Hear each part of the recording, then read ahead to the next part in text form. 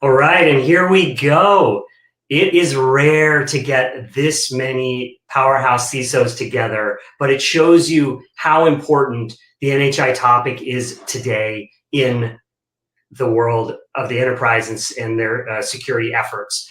I'm not going to introduce all of our panelists, but instead I'm going to bring on stage our moderator, Mario Duarte, who was CISO at Snowflake for just about a decade before coming over to Ambit to focus on the non-human identity problem. Mario, thanks so much for being here. Thanks so much for hosting. Without further ado, let me bring on your panelists and you can take it away.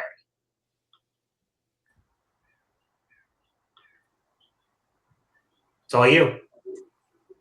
Oh, thank you, Apurva, and thank you everybody for joining us for this first NHICon conference. My name is Mario Duarte, and I am Ambit CISO. I am really excited to be sharing time with three very thoughtful and influential leaders today, in Colleen Coolidge, Chris Elliott, and John Johnston. Let me give you a real rough agenda. We're going to do a real quick round of introductions, starting with Colleen and then Chris and John. And then we're going to jump into our topics. So with that said, Colleen, start us up. Yeah, really quick. I know we don't have a lot of time. So former CISO a couple of different times. And I'm happy here to join you, Mario. Most fun I've ever had as a CISO was at Segment in San Francisco. It's nice when you put together a program and the company responds well and you get to move forward on your roadmap. That's exciting. Thank you. Chris? Glad to be here. My name is Chris Elliott, Director of Cybersecurity Operations for SoFi Technologies. Spent a lot of time in media and entertainment, before that in Department of Defense. I like being at the pointing end of the stick, so less strategic, more tactical, more enacting. So, different views. I'm sure we all have different views of this very large topic. Thank you, Chris. And John? Hi, I'm John Johnson. I started off at Los Alamos as a physicist and moved over into cybersecurity in 1996.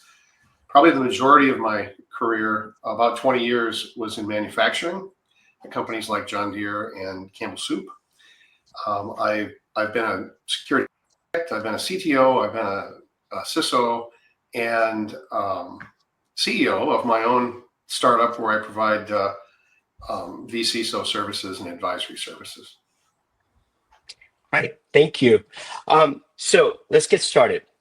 It should be no surprise to us in the last 2 years that some of the biggest data security incidents and major data breaches have been a result of non-human identity credentials or service account credentials being exposed to cyber criminals who then were able to leverage them to do bad. So let's just agree that NHI is a thing and it's here to stay. Who within an organization should own the responsibility for NHI security? Should it be IT, the security team, the developers, or a combination of all three? Colleen, why don't you start us up again? Yeah, I mean, it kind of depends on how your company is set up.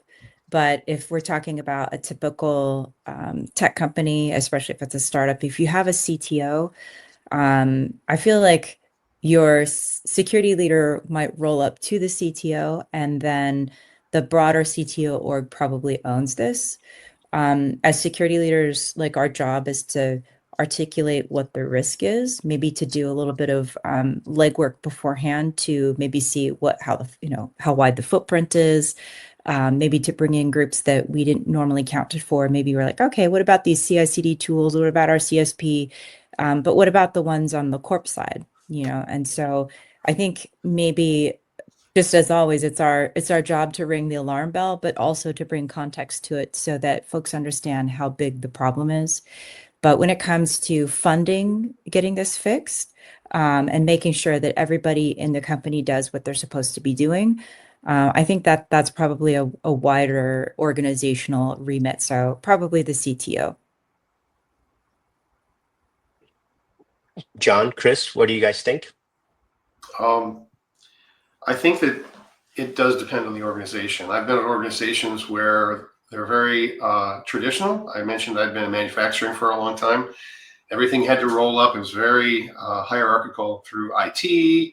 I think that is changing. And in my last role as CISO, I did roll up to the CTO because I think the enterprise, the business, needs to understand that risk is company-wide. It's the business processes and the tools, and the CTO is supposed to own technology. So I think that's a good fit. But I've also seen CISOs who have reported to the CFO or the CIO or the CEO. So it really is varied. I think collaboration is the key to making it work. I think I'll take a counterpoint. I have the IAM team report to me. I run an identity first security team. Reason being is, what is your motivation? My CTO, my operational division, is to deliver product to the customer as fast as possible ahead of our competitors. Sometimes fast doesn't mean security. So you need someone that is comfortable pulling the reins back and saying, whoa, slow down, or whoa, let's do this the right way, not right now. Or someone to give that fair and unbalanced risk statement. Hey, if you do this, this is what's going to occur. The reason NHI has come up as a topic is historically, we've just treated service accounts, non-human accounts, as something we created and worked with. We never tracked them or accounted for them because we're too busy using them to make things. And that's how the PCI DSS got into NHIs. They realized we kind of lost track of all these NHIs because we're so busy doing things.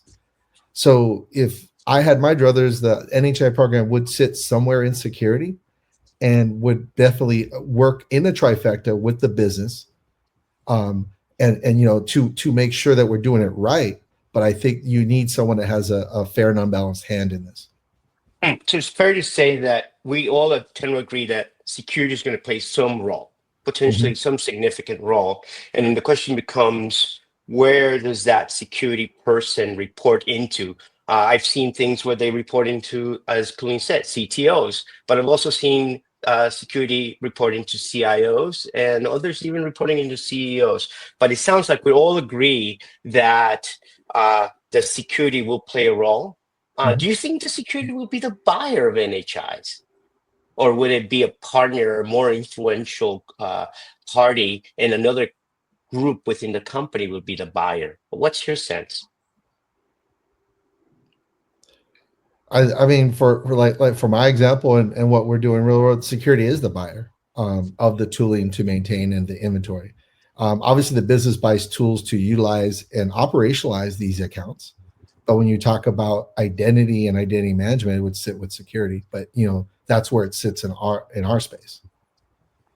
I think that security needs to come up with the standards for how to secure, right?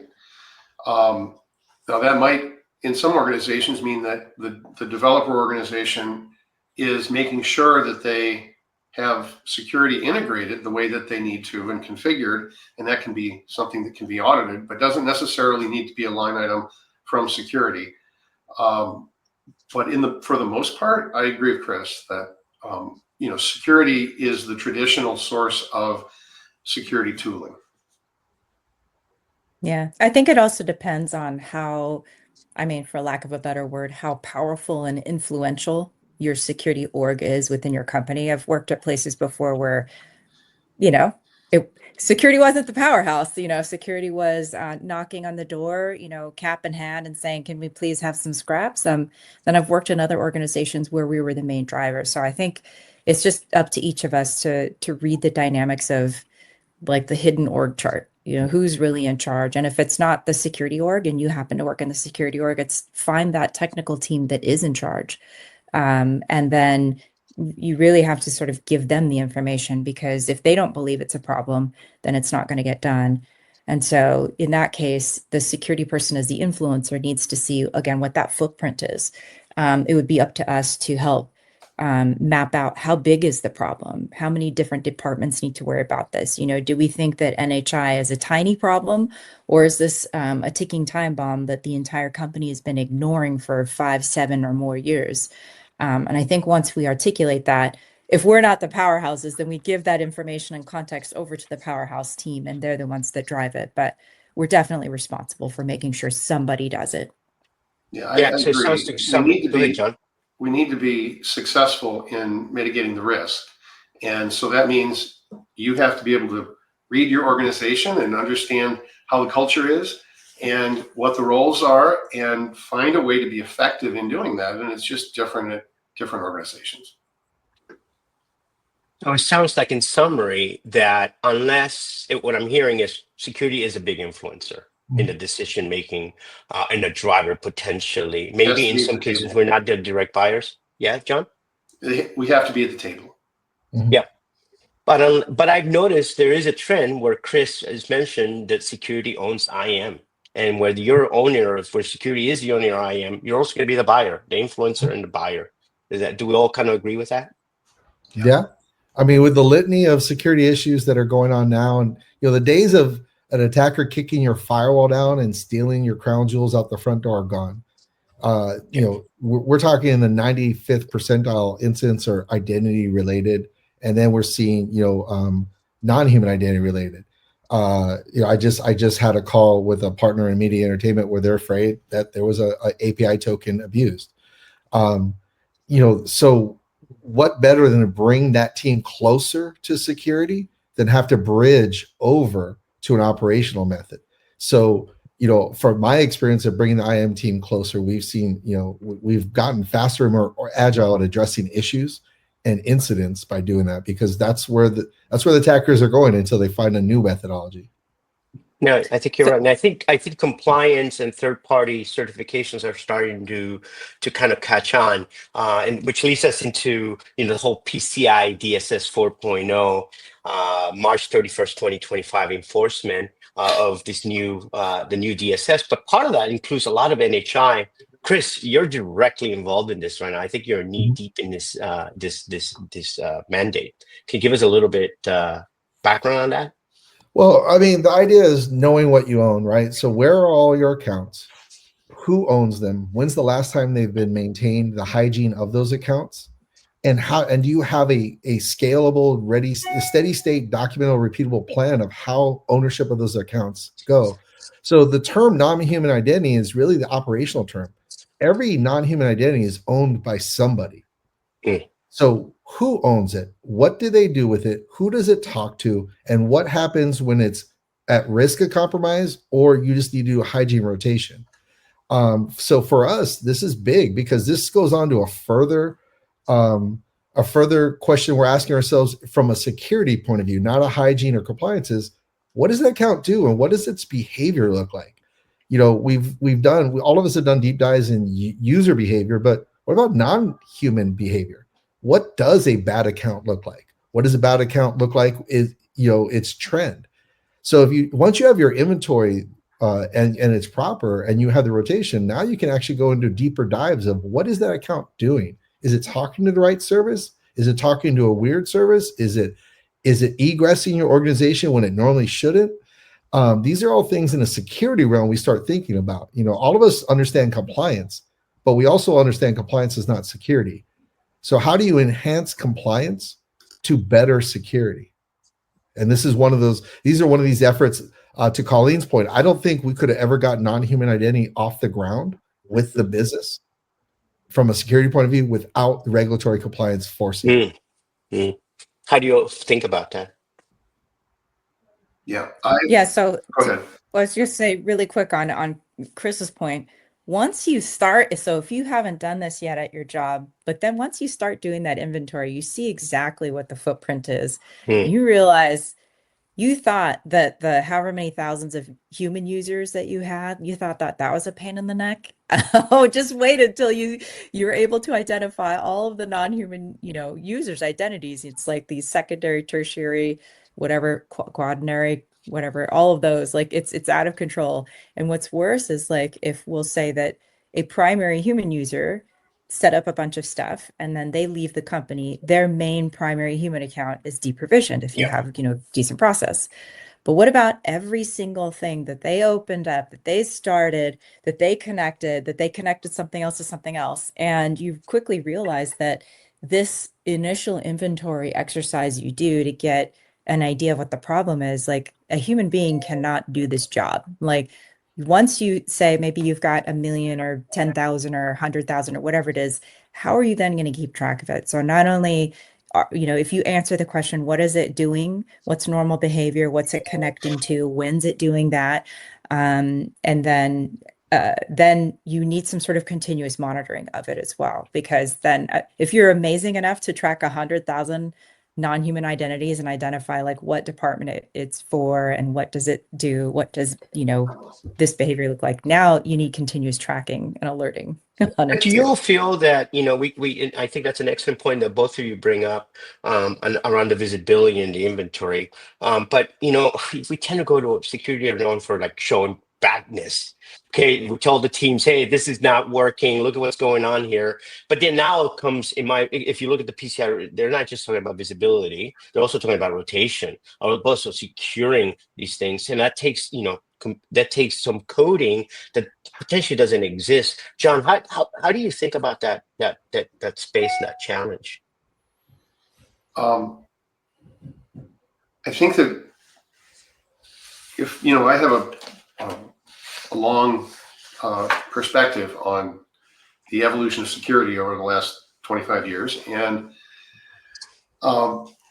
it definitely was at a point, and there are probably still organizations, especially small to medium-sized ones, that are very siloed, and where you have you have coders over here and you have your engineers over here, and they're designing things and they're concerned about functionality. And if you go in and say you must do this and this and this without listening to what their processes are, you're not going to be as effective. So I hate to harp on governance, but you need to have standards, and you need to, and security is part of the business, but we all have to be collaborative in coming up with a path forward and really understanding what's out there. The proliferation of NHIs is skyrocketing.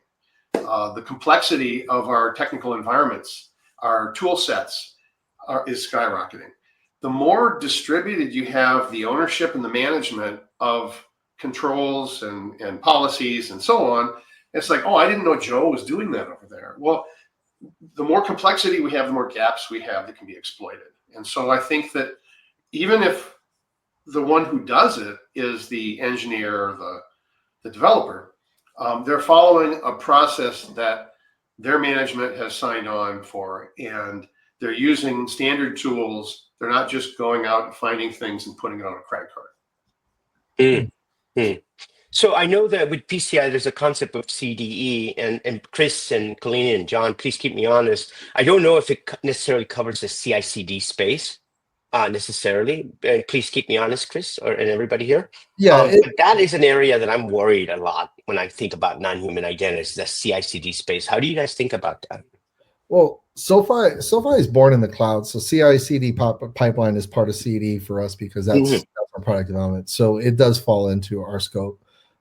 So it's spanning. I'll give a shout out to one of our subsidiary companies, Galileo. I was on a meeting with them, and we were talking about another piece of technology, and the first thing they asked, to your point, was, "Oh, this technology, how are we going to rotate the keys in the future?" That conversation would never have came up a year ago, where the developer is already thinking about, how am I going to rotate the key?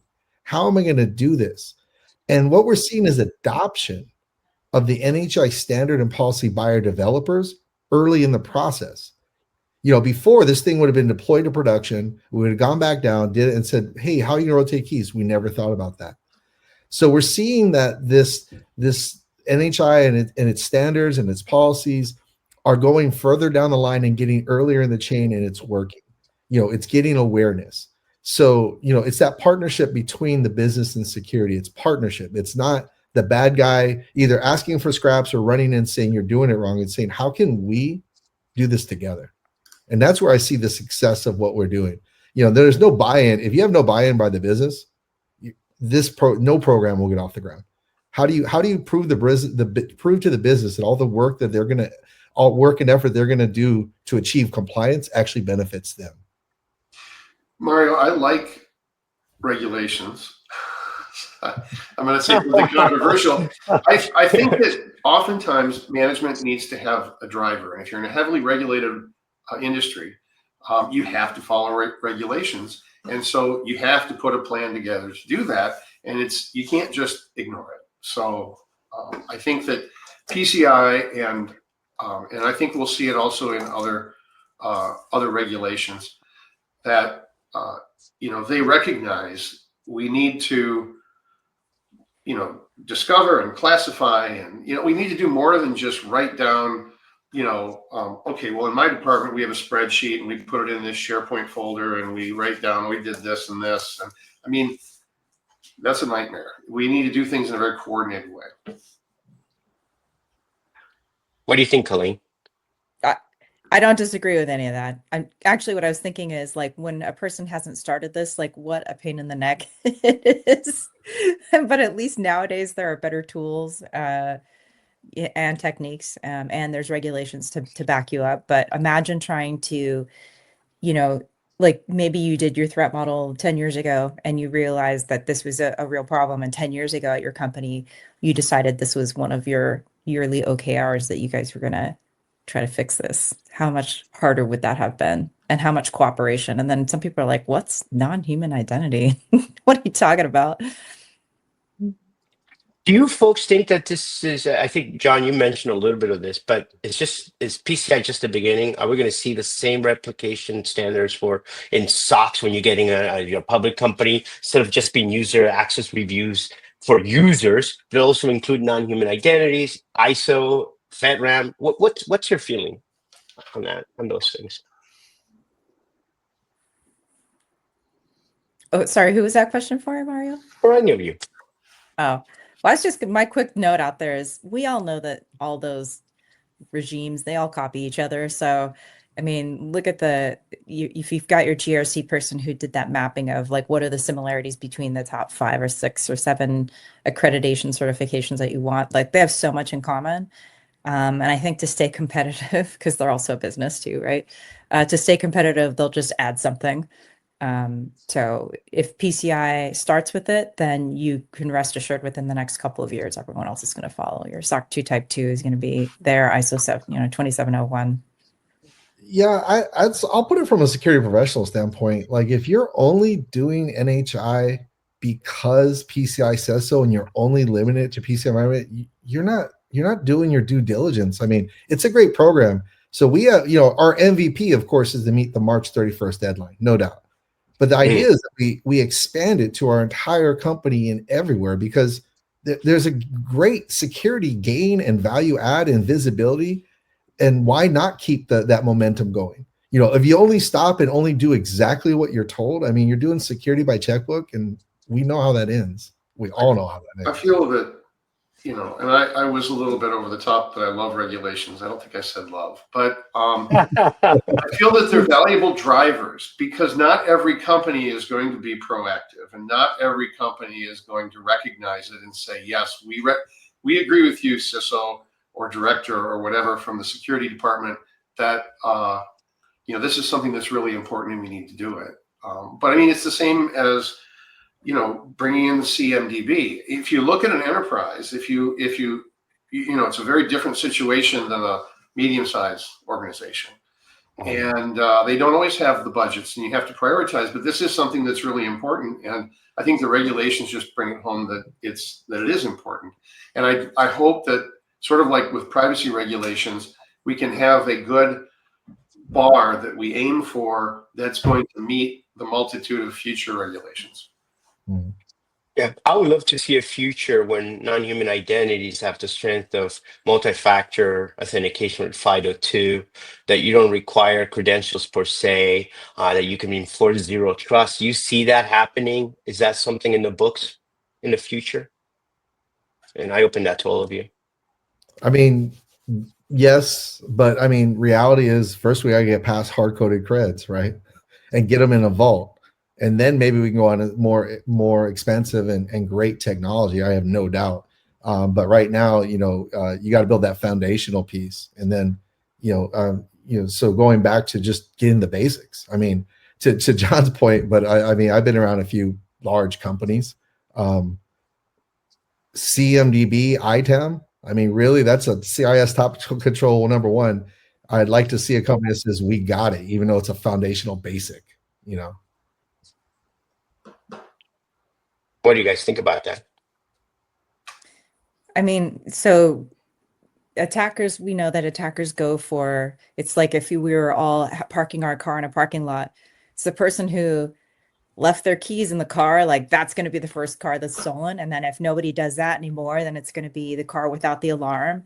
Right? They just continue moving to the most easy thing to break into. And so as we get better at protecting human identities, right? Because we have non-phishable MFA and we have tons of training, and it becomes more and more difficult.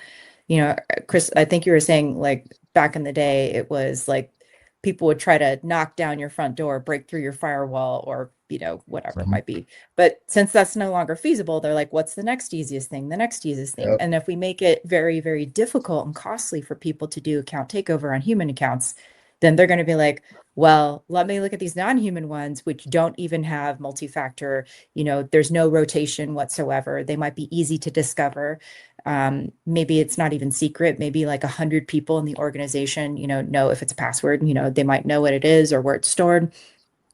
So I think it's just a natural progression that people are going to go to that, just because that's just how anybody who's trying to take anything is. Like, they're not going to go for the hardest and high risk item. They're going to go for the one that nobody's looking at protecting that asset.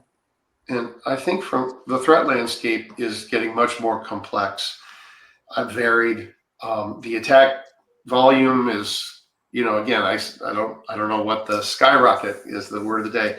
Everything is going up. Everything's getting more complicated. And with adversarial AI, I just think that, you know, it's definitely an economic question, but things are being commoditized so that people who don't have the skill set of a large criminal organization or nation state can attack your company with a volume of, you know, and with much more sophisticated attacks.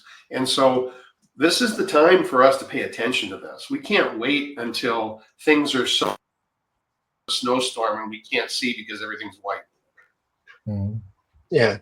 I mean, cyber criminals are opportunists. I think that's what we all kind of tend to agree, right? They're going to go, they're not there like a red team. Well, a red team does look for opportunities as well, but they're not like doing thorough, let me find out all the holes, all the vulnerabilities. They're there to make a living, right? I mean, unless you're a hacktivist, right, John? The majority. I think nation states will be very rigorous and targeted, but yeah, most criminals are just in there to make a buck. Yeah, and we were starting, as Colleen said, as we make it harder, as we've improved on the user authentication to make it harder for the cyber criminals to attack that, they're going to go after the next low-hanging fruit, right? That low-hanging fruit are those static credentials. And I think that's what PCI is giving us a signal. And I think that's what those data breaches that have occurred in the last 2 years are kind of telling us. It's time to take action because AI, as what John's saying, we're going to start using AI. Right, folks, more and more as we're starting to use it. And they're not necessarily using user credentials last time I checked. Some of them are. So I wanted to see if there's any parting, we have 1 minute to go, and see if there's any parting words of wisdom that we can all share with the community. So any volunteers? I'll just say that we need to move beyond passwords and have a smarter solution for NHIs.